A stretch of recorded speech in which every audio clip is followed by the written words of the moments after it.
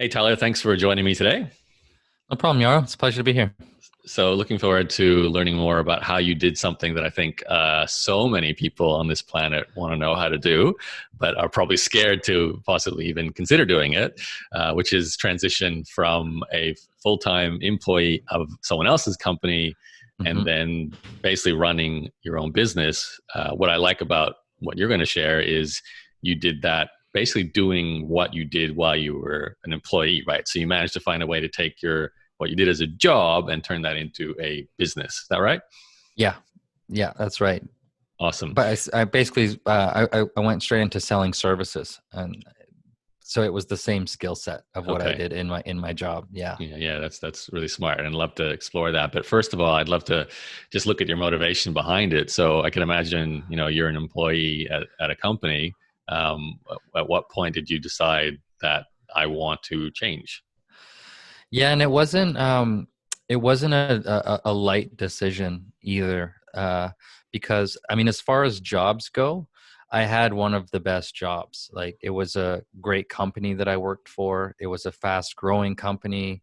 There were, all the benefits, work from home policies, like unlimited vacation. So as far as jobs Wow. go, Okay. it was pretty dang good, right? Yeah. And I'm a young parent. As I'm working in that job, I ended up at that company for 3 years, and during that time, uh, my son was born right before I got that job, and then my daughter was born shortly before I quit that Mhm. job. So I'm supporting a young family during this time, right? So it wasn't an impulsive decision to leave what felt like a very comfortable and safe situation that I actually enjoyed. Like, I did enjoy my job. I did enjoy the things I got to do on a daily basis and the people I worked with. And but the bottom line was that one of my main priorities in my life is financial freedom, financial independence, and the bottom line is that working for somebody else is not the best path to accomplishing that. And so I just had to draw that clear line in the sand of, I know that this is comfortable, it feels safe, it feels secure, but I also recognize there's a bit of an illusion there, because I actually don't feel super safe working for somebody else. I think the safest thing is figuring out how to work for yourself Mhm. and have more control over where your income comes from. So that was, I think, what motivated the decision. So did you have like a vision for what it would look like and a time frame around it? Yeah, so from the time that I decided that I'm going to start preparing to become an entrepreneur, and from the time that I actually handed in my notice and quit the job, it was almost a year of prep Okay. work, almost a year. And I didn't know exactly what I was going to sell. I didn't know if it was going to be a product or a service. So my first step was to just get on the phone and talk to a bunch of other entrepreneurs and other businesses, and just talk to them about like what they needed help with. And it took about 20 or 30 of those phone calls before I heard the same thing from several people, all needing help with a specific piece of their business and of their marketing. And I was working in a marketing role, so I'm thinking through the lens of, how can I help somebody else with marketing related stuff, right? And so it took about 20 or 30 phone calls with potential clients, I guess you could say, Okay. before I really honed in on what these people needed help with, and then I started proposing, okay, like like projects that I could do for them. And so I actually got my first few clients before I quit, and I would just, in my spare time, in the evenings and on the weekends, I was doing these side projects for these different Wow. Okay. different companies. Yeah. So is it fair to say your goal kind of was fuzzy, other than I need to make enough money to support my family, Yeah. and I don't know when that's going to happen. So you didn't have a time frame, you didn't have a specific vision. It's just money first, and then let everything else kind of happen over time. Is that fair to say? Yeah, and the one thing that I was clear on was that I wanted to sell services, Okay. because for me, the quickest path to replacing my income was going to be doing the same thing that I do in my job, but just do it as a service where I can charge a high amount. So I wasn't going down the route of I'm trying to create a product, or I'm trying to create, a physical product or an online course, and then have to build a whole marketing system and for that, and get lots of customers at a lower price point. My priority was, how can I just get a small handful of clients for a few $1,000 each and replace my income Right. that way? So that really simplified it for me. And that was, yeah, that was just the goal in the beginning, was how can I like define a service that I can provide, figure out what the scope of that project would be, what to charge for it, and just get on calls with Right. potential clients. So once you do these calls, or as you do these calls, are you literally selling the service to the people during the call? Like, did that, because it sounds like initially it was more exploration of what people wanted. Did you transition to, oh, someone is actually like, might be willing to buy from me right now, I should sell this? Yeah, so the first like 20 or 30 calls were definitely exploration. Like there was no agenda other than figure out what that person was working on, if they needed help with anything. Um, when enough people said that, yeah, I need help with this particular thing, that's when I went back and said, okay, let me think about that. I'll come back to you with what I could do for you, and I'll give you like some specifics on what that would look like. And so Right. if somebody was interested in hiring me, there was going to be a second call to basically, it was like a proposal call Got it. at that point. And then once I did a few of those, then there were no more exploration, hey, let's catch up type of calls. It was, this is what I'm doing, this is what I'm selling, and now I'm talking to people that know that and want to see if it's a fit for them. Okay. So how do you make that work while you have a family and a full-time job? Like, how do you, like, it sounds like you have no time already. So, Yeah, it was a busy 6 months. The last 6 months leading up to me quitting, that was that last 6 months, was I was working with some clients on the side. My daughter was born, and I was renovating a townhouse that we decided we wanted to fix up and sell. All of that wow. all at the same time.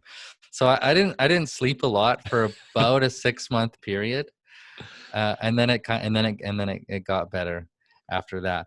And I think part of the reason why it was extra stressful in the beginning is like those first few clients that I did some work for. It happened to be webinar funnels, right? I was helping them set up their webinars, and I was doing every single task involved in setting those up. But as I was doing it, I was documenting everything that I was doing, and I was creating checklists and I was creating templates. So I was planning for eventually me not needing to be the one that did all of the work, Okay. and being able to like hire helpers to take certain pieces and certain parts of that service. So that's why I took extra long with the first few clients, but that has set me up to be more efficient with future clients, because now if anytime I sell a project, I don't do all of the work myself anymore. Got it. Okay. So let me take us forward then, since you've kind of dived in already. You've got this 6 month period where you're working a job, renovating a townhouse, looking after a family, and you've taken on Yeah. two clients that you're kind of building a system around for, well, what will ultimately become a business. Um, like, and did that 6 months end up leading to the point where you quit your job? Like, how many clients did you need? Like, how do you make that decision, Um, I guess? I think I worked with probably 4 or 5 clients before quitting. Wow. And then when I did quit, so there were still a couple that I was working with, and those were one-time projects of like, hey, Oh, I'm just okay. helping somebody set up these marketing funnels, right? And then once those projects were done, though, like solving that one problem introduced another problem, and so I started asking myself, like, how can I serve people on an ongoing basis, not just with these one-off projects? So the first few clients that I ever got were for these one-time projects, but then I figured out a way to, once I got through that project, identify the next thing they need and provide that on an ongoing basis. And so now the only reason I do a one-time project with anybody is to get them ready for an ongoing service. Mm, So now I don't need a lot of clients. I just need to keep the ones that I have and do a good job with them. right. And then there's like a monthly a monthly retainer now for the clients that I'm working with. Can you maybe give us an example of the first client who went from one-time project to retainer? Like, what did you do first, and then what did they switch to on retainer? Yeah, so those first projects were setting up webinars, and I think in both cases they were selling courses, online courses. Okay. And so as soon as their webinars were done, they needed to get more traffic to these webinars. Otherwise, it wasn't gonna like do much for them. So their next priority was, how do I get more leads? Like, how do I get more leads to sign up for my webinar and watch my webinar so they can sell my course? And me coming from this a content marketing background, that was my job, content manager. I started proposing ongoing content promotion services to these people. So they already had a funnel; they just needed to get more people into these marketing funnels. And so one of the ways to do that is by continuously creating new content, repurposing content, promoting it to get more visitors and get more leads. So that's what I proposed. And so that would have been in early 2019.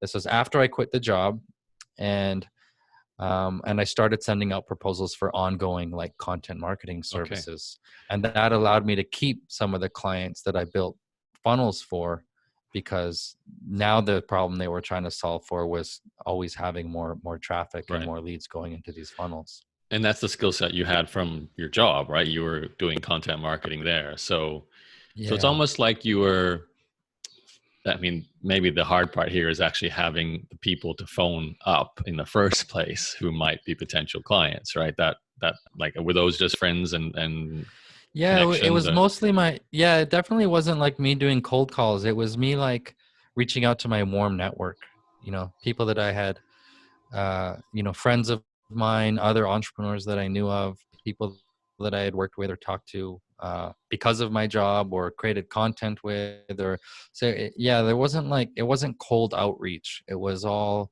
just tapping into my network, asking for referrals, asking people if they know somebody else I should talk to. And once I worked with a couple people and did a good job for a few people, then they start referring. And for the first year of my business, I didn't have to do much marketing. It was all Wow. like referrals and partnerships and word of mouth and stuff. Yeah, that's great. So let's just look at that decision to quit, because I know that's Sure. probably the hardest decision to make of all this. Like, it's easy to start, it's easy to get excited when you get a client, but when you take away the safety net of the check from your job, suddenly, and it sounds like, I mean, I know suddenly you're facing the risk of not having enough money to pay for food for your family, Right. and you just described, I think, correct me if I'm wrong, you quit when none of those clients were on a retainer yet. They were all on True. one-off projects. So they, in your mind, it could have been none of them will say yes to the retaining projects as well, Yeah, right? in my mind, like my priority was to keep getting new clients and sell these projects at like 3, 4, 5 grand each. And so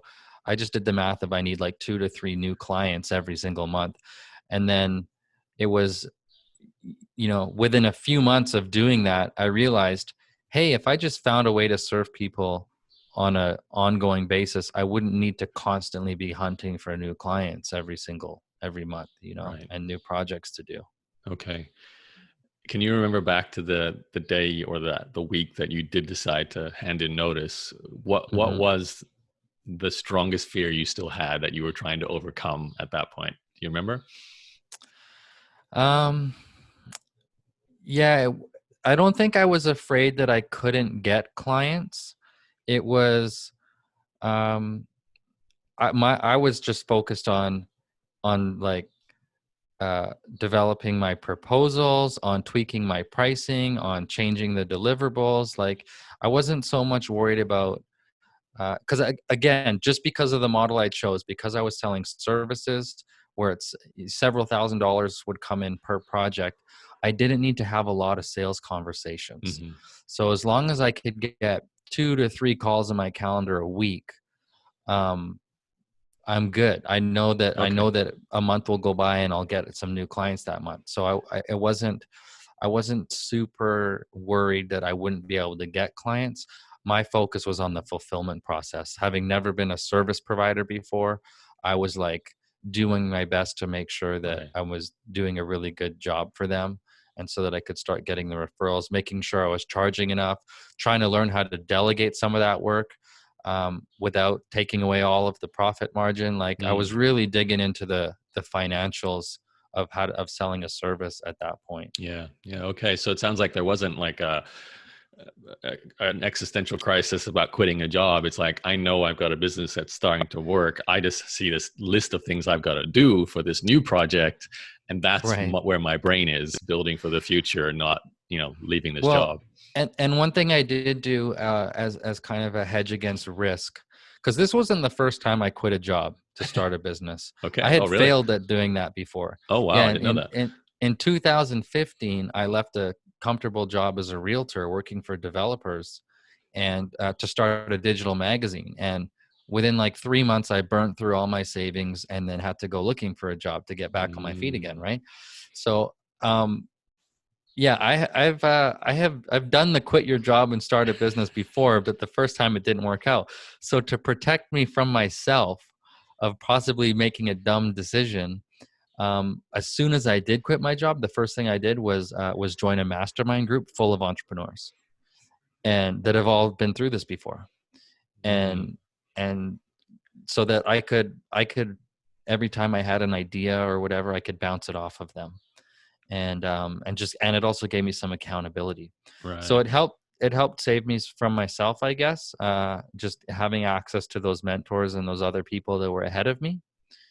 And they just helped me make sure that I was focused on the right things in the right order, Okay. if that makes sense. Yeah, for sure. Any other like comparisons from the first time you quit your job to the second time? Was there something specific that you were taking from the lessons learned from the first time into the second time, besides the Oh, mastermind? yeah, I mean, I've learned to be very logical and very calculated in my decision making. And the first time, one of the things I did wrong, it was just a mathematical problem. It was a math problem that I screwed up. And that was, I tried to launch a business selling a digital magazine that cost like $3 to subscribe to. So a customer could have only been worth like 40 or $50 a year in terms of revenue. And that didn't leave me with much marketing budget or a way to even get that customer in the first place without losing money right off the bat. So I was Right. like pouring my own resources into this thing.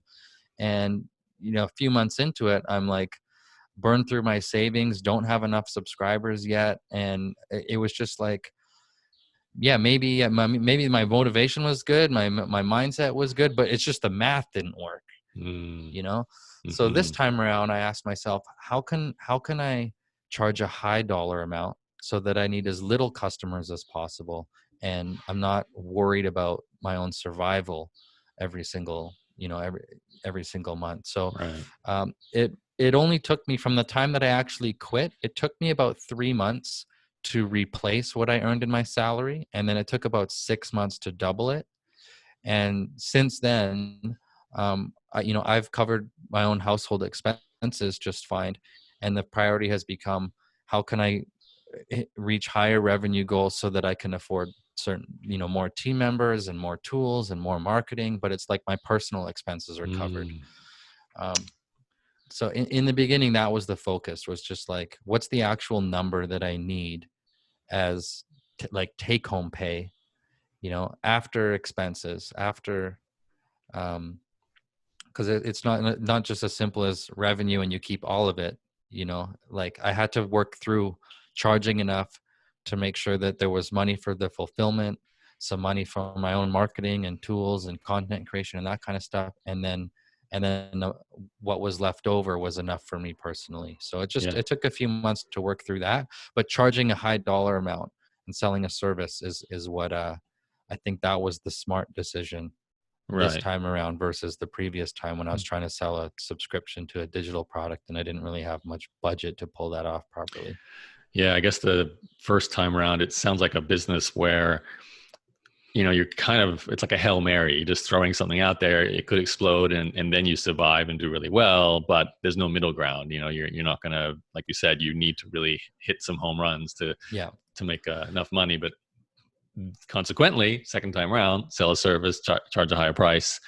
It doesn't seem as risky. It seems smarter, and I think more generally applicable to people too, because everyone is doing something in a role that could be Yeah. translated into a service for other people, and then working at least as a freelancer to start with.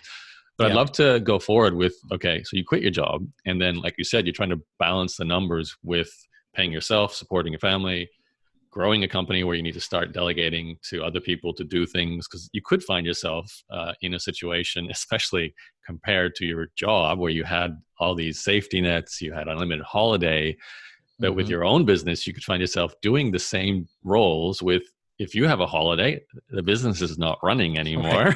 The money's not Yeah. coming in anymore, so all these safety nets are gone. So Yeah. you have to, really build a good business. So how did you go forward with building and getting your numbers right, and making all that work? Yeah, at first, I definitely felt like a freelancer, because I was the one doing all of the work. But as I mentioned, with those first few projects, I documented, like I would take a project from start to finish, outline all the deliverables, and then outline all of the steps involved, um, and then when it was time to start like hiring others to help with that, I would basically take all those deliverables and split them up into certain skill sets. And then I realized, like, okay, if I split up this whole project into these different pieces, each piece is kind of its own unique skill. And what is that skill worth if I were to hire a freelancer?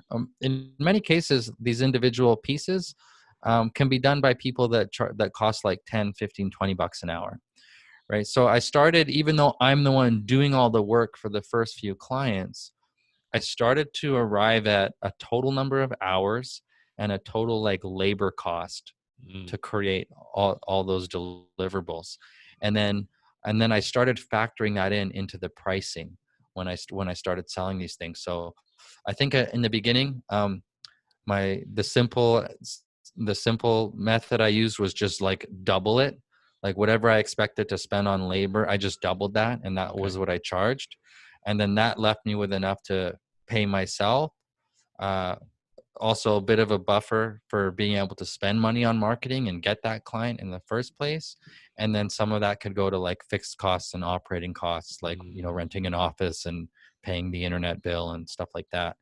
Um, so what I ended up doing was arriving at always aiming for about a 40% profit margin on whatever service was sold, and really defining like all of the skills and all of the steps involved in every project, and then starting to work with freelancers that could own parts of those processes. Okay. So very analytical, very numbers based, very calculated is the way to put it, right? Yeah. And I mean, and that's, I think that's the key if you're going to make that shift from freelancer to business owner, because the shift from working your job to being a freelancer, I think that's an easier transition, Mm. because you're just going from selling your time to one employer to selling your time to multiple clients. Uh, um, but it's still a time for money trade, Mm. um, which, that's probably the easier leap for most people to take. But if you're trying to go from employee to business owner, you got to skip through that freelancer phase, or like get through it as quickly as Right. possible, so that you're not the one trading time for money, and you're figuring out how you can use other people's time to uh, to provide that service, and Right. then you bake in your profit margin into those projects. Do you have any like tools you used for all these calculations and for all this building of systems? Um, I think a lot of it was on spreadsheets. I used Stripe for payments and invoices. I used Active Campaign for my own like email marketing and funnels and stuff. But again, we grew mostly from referrals and word of mouth in the first year. So I didn't like even do much of my own like Hmm. inbound marketing type stuff. Now we're doing it now, but not in the beginning. Okay. And yeah, I'm pretty simple. I've got a lot of spreadsheets on like Google Sheets. Okay. Got different tracking sheets. So basically handmade from scratch. Tyler specials. Okay. Yeah. Nice. So it's very elegant then. It was really, well, despite being a freelancer to start with, it was Yeah. as simple as I'm doing this job where I'm creating content and marketing the company I work for, and I'm building funnels, webinar funnels, for the company I work for. Yeah. Let's find some projects as a freelancer, even though it's not your ultimate goal. You found those, you validated that people would pay you for this, but at the same time, in your mind, you're like, I'm heading towards a business, not a freelancer. So I'm documenting all of this. And then you went further, not just documenting the processes, but actually documenting the dollar value for each of the processes. So you know how much it would cost you to do it all, so you could start delegating parts of it, Yeah. ultimately to take, well, to not be a freelancer, to be a business owner where you're in charge of a team doing the work. But then you have to make that calculation, otherwise there's not enough profit at the end of the day to make this work. So it sounds like it all worked really well, Tyler, but I get the feeling that there's been a lot of adjustment behind the scenes that maybe you had to do as you were building this. Can you Yeah. think back now, in hindsight especially, that something you would have done differently now that you know what your business looks like today in terms of those steps you went through? Yeah, for sure. One thing I've gotten clear on is like who an ideal client is. And I've started to become way more picky. In the beginning, I would work with pretty much anyone that wanted the help. Um, and I know for sure I undercharged. And on a lot of those first few projects, when I looked at the numbers afterwards, if it was just me doing all the work, okay, there's a bit of profit there, but that's because I traded my time, Mm, to do it. But as soon as we started hiring freelancers to help with some of the work, and I barely even broke even on some of those first few clients because right. they were my first few clients for a new service. So I knew that I was giving them a deal, and I was just trying to work out what my fulfillment cost is when I give most of that work to these different freelancers that are going to Mm, help me. So I broke even, might have even lost a little bit of money on those first couple of clients. It took probably working with 4, 5, or 6 clients um, to start to realize which ones uh, could afford the higher price and which ones I knew for sure we could do a good job for, and it wasn't going to be a struggle. mm. Because Like a there were sweet some, spot. yeah, and you can sit down and try to write down who you think your perfect client is, and try to come up with that criteria. But until you get out there and you go and you work with 5 or 10 of them, you're gonna figure out like some of your assumptions may have been wrong or just a Mm, little bit wrong. And you I don't know how to skip that. I yeah. would plan for a little bit of trial and error, and then until you arrive at that crystal clear clarity of who's the best client for you, and also a bit of a track record at that point. Right. Right, I was willing to charge less for the first few because I was in need of some case studies and some testimonials and some referrals, and but as soon as I got those things, and I used those first few clients that we didn't charge a lot for to build our process and improve our process, the next round of proposals that would go out would be for a higher price point because I knew I had more confidence by then, and I had worked through my numbers on Mm. the back end. So it's funny, the hindsight is there, but it's almost like you had to go through the evolution, so you wouldn't necessarily do anything differently anyway. You kind of had to do it that way. Yeah, I mean, we can all say I wish that I got through it faster, but Yeah. it is what it is. Yeah.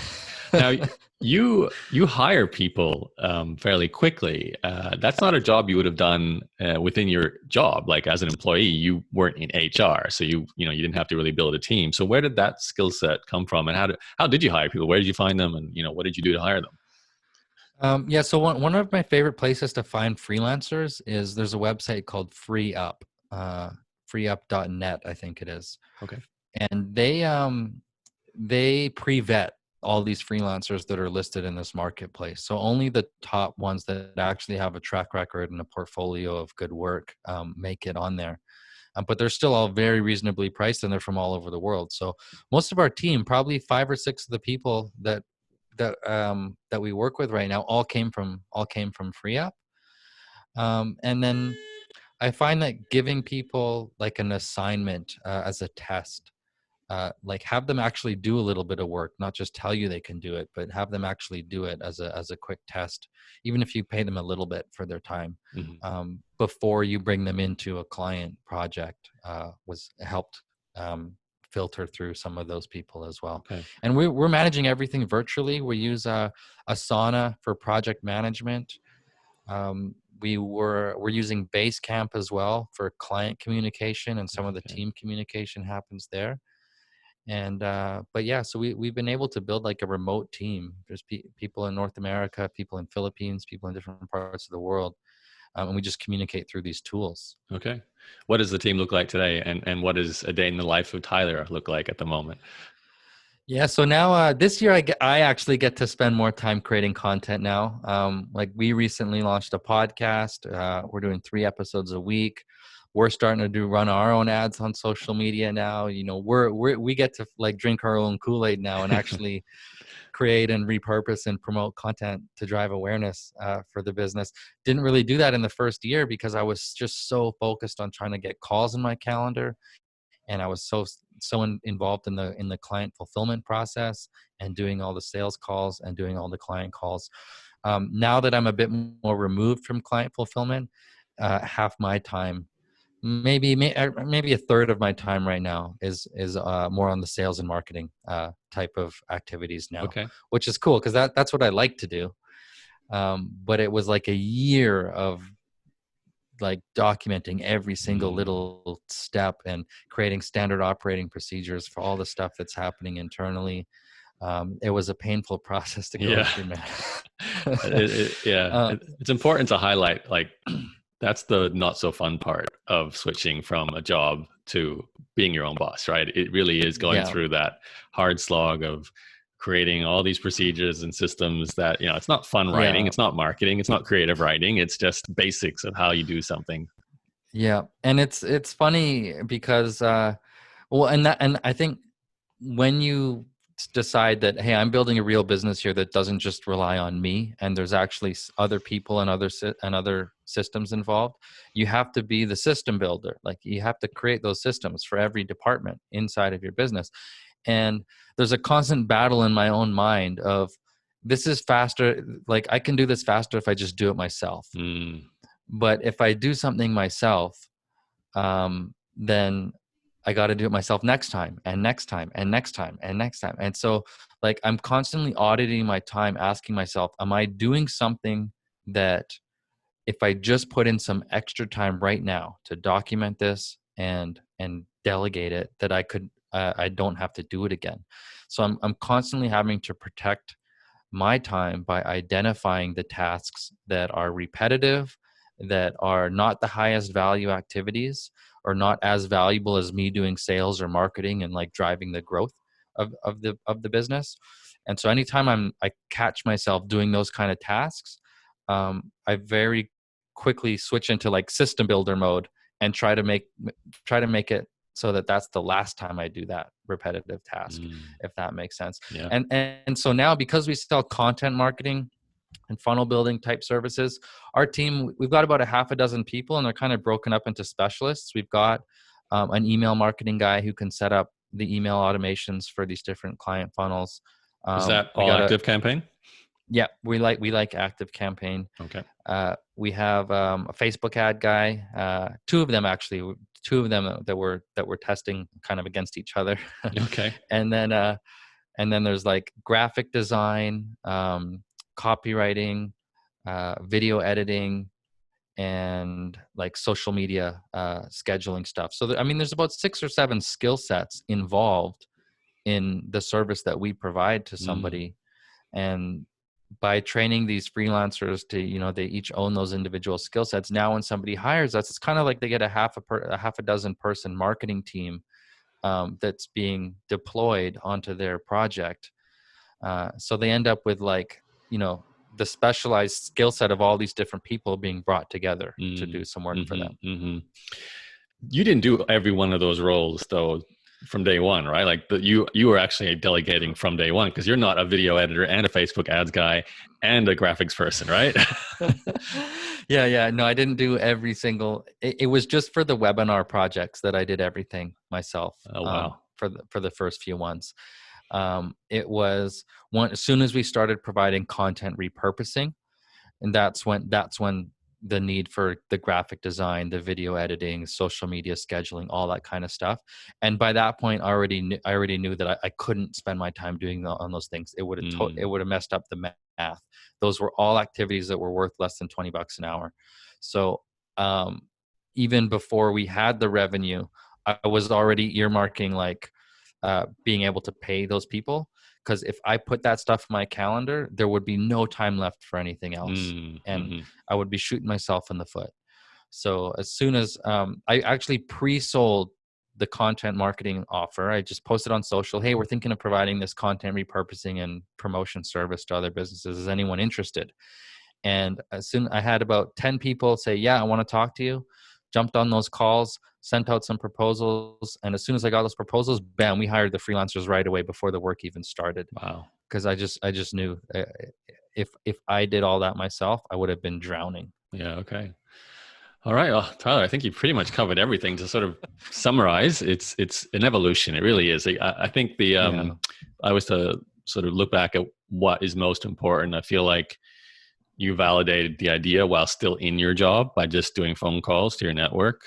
Yeah. You took the lesson from your previous failed attempt at leaving a job and starting a business by making some fundamental changes, charging more money, selling a service so you could immediately, get customers and make money. You continue to validate by doing one-off project work, essentially as a freelancer, but you did Yeah. that with the mindset of, I'm going to turn this into a business, so I'm going to build systems as I do it.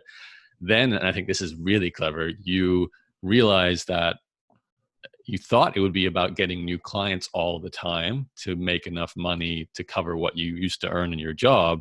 But you Yeah. went, no, well, what I could do is actually instead sell a recurring service to these same clients who already trust me from doing the one-off project. Yeah. And that means you don't need to be finding a new client or two or three every single month just to make the same amount of money. You could keep working with the same people, build that relationship, and ultimately have a stable income stream, which then allows you to delegate and start building an actual company and not just be a freelancer. And Yep. then once that engine was working, you just kept ramping it up. So getting more recurring clients. And now you're at the phase where you can actually practice what you preach, drink your own Kool-Aid, as you said, Yeah. by taking your skill set, your business, what it does, and applying it to itself to ramp up and Right. get new clients. So you've Yeah. kind of come I full mean, circle. we didn't even have like a website for like the first 6 months, and I just whipped one up real quick with a WordPress template. But and there's been a third evolution in the pricing as well. So we went from selling one-time projects to figuring out a way to provide a service on a monthly retainer. Now we've added a performance-based compensation for some of these clients. We're actually running their ads and running their lead generation campaigns. So we've incorporated earning like a commission or a percentage on sales Wow. on Okay. the performance. So now the next phase for us is even less new clients required, because it's just a matter of growing with the ones that we have and Right. doing a good job for them. So now we have a model where there's a retainer fee for like certain number of deliverables that are provided each month, but on top of that, there's like a much more scalable compensation model. Okay. As long as the client's budget grows and we do a good job with them, then every month we're actually earning more Right. with them. So you grow their businesses and your business grows with it, basically. Yeah. Exactly. And we're really excited about that model, because then now we get to be like even more picky with clients Right. and kind of like when I'm sending out proposals, I'm already forecasting what could we earn with this person based on what their targets are. And if we help them hit those targets, and then we share in that pie that's created, what will that do for us? And so now we're really excited to see that like we don't need to build a massive team and a Gary Vaynerchuk style media marketing agency.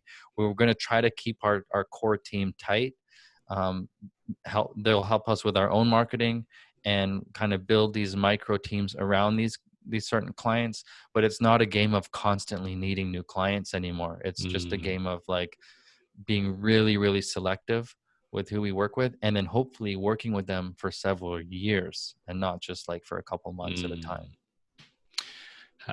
Last question, Tyler. Sure. How satisfied do you feel now after the first failed attempt at this, and now clearly it's working? You know, is there a moment where you stopped and went, ah, finally, you know, the dream, the vision, ultimately it came true. Yeah, I mean, there's definitely like emotional ups and downs. I think choosing to sell a service at a higher price point was probably the smartest decision, at least in the beginning, because it alleviated the stress of how am I going to cover my bills, and I got through that stress within the first few months. And so after that, my stresses were much different. My stresses were more about how do we keep growing, how do we do a good job for clients, how do we keep clients, not piss them off, build our team, that kind of stuff. Mhm. So the stresses were different. There's still the highs and lows. You know, I'm a bit of a perfectionist. So when something's not done right, it really irks me. And if a client is upset about something, it really irks me. So I'm constantly being pulled back into fulfillment Mm, to tighten it up and refine it and improve it, and then step back again. But mm, it's a dance between me jumping in to improve things and then me jumping out to let the team do the work. But it is definitely fulfilling. To be, you know, I feel like I have a lot more control in my mm, life. You know, I get to pick what kind of projects I'm working on. I have more control over my schedule. I spend the evenings with my family, spend the weekends with my family. And I get now, and especially now that I have the team that's helping with fulfillment, I get to go back to being creative and putting out more content and building more relationships with people. And I mean, those are the things that I like to do, and I get to start filling my calendar with those activities again. mm, But mm. the first year, I was just like head in the trenches, you know, um, just trying to like get through day by day the work that we were doing Yeah. for these clients. Yeah, And the implementation and the SOPs and all that. Tyler, where do yeah. we find you and the business and everything you do right now? So well, tylerbasu.com is my personal site. And I'm the only guy with this name that I can find online. So if you search for me on social media, I'm pretty easy to find. And then if you're interested in like content marketing and inbound marketing, that kind of stuff, our website is influenceandscale.com. And we have some free training and resources there, and ways to get in touch with us there. Awesome. Well, thanks for your time, and congrats on the success of the switch from employee to full-time entrepreneur. That's awesome. Thanks, Yarrow. This was a lot of fun. Appreciate it.